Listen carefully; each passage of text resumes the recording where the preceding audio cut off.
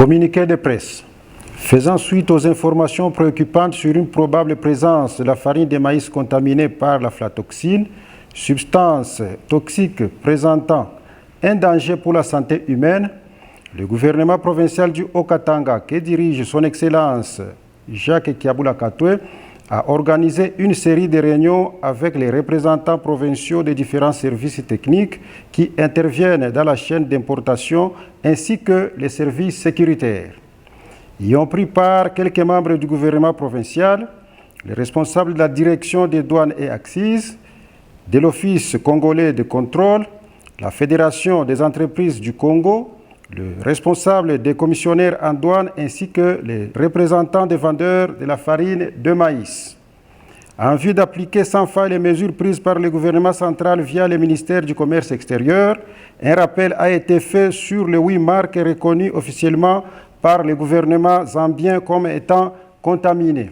Il s'agit de Africa Milling, Rolla Mill and Breakfast, Farm Feed Superdog Mill, Continental Milling, Shabco Milling, Gerard Milling, Busso Milling et Star Milling.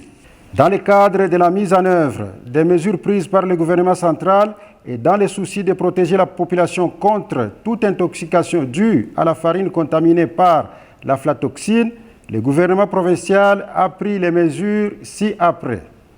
Le renforcement des mesures de contrôle à tous les postes douaniers de la province.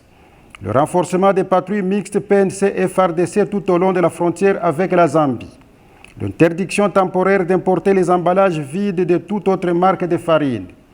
Le prélèvement systématique des échantillons pour analyse dans les laboratoires de l'OCC. La consignation des stocks dans les entrepôts de la DGDA jusqu'à l'obtention des résultats d'analyse de l'OCC. Le contrôle des stocks de farine dans les différents dépôts de la province du Haut-Katanga.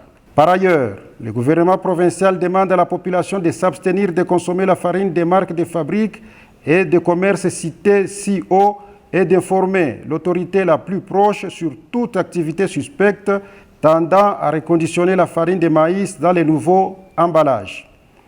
Un contact permanent est maintenu avec les autorités zambiennes pour qu'aucun commerçant véreux ne se serve de son territoire pour des opérations de changement d'emballage. Fait à Lubumbashi le 28 août 2024. Je vous remercie.